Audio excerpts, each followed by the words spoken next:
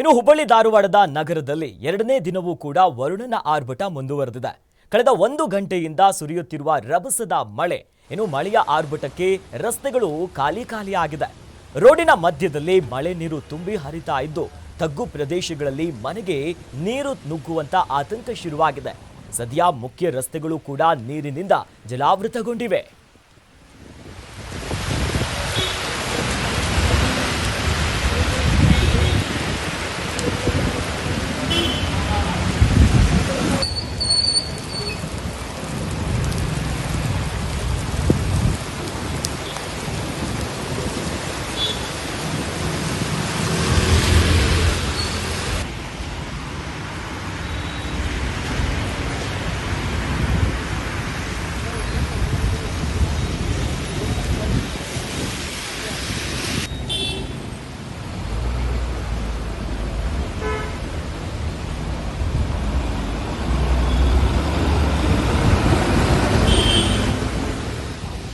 ಇನ್ನು ಹುಬ್ಬಳ್ಳಿ ಧಾರವಾಡದಲ್ಲಿ ವರುಣನ ಆರ್ಭಟ ಜೋರಾಗಿದೆ.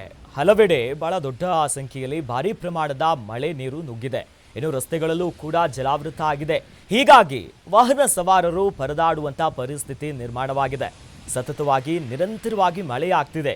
ಹೀಗಾಗಿ ನೀರು ಅನೇಕ ಕಡೆಯಲ್ಲಿ ನುಗ್ಗಿದ ಪರಿಣಾಮವಾಗಿ ರಸ್ತೆಗಳು ಕೂಡ ಕಂಪ್ಲೀಟ್ ಆಗಿ ತುಂಬಿರುವಂಥದ್ದು. ಹೀಗಾಗಿ ರಸ್ತೆಯ ಗುಂಡಿಗಳು ಕೂಡ ಕಾಣಿಸ್ತಾ ಇಲ್ಲ.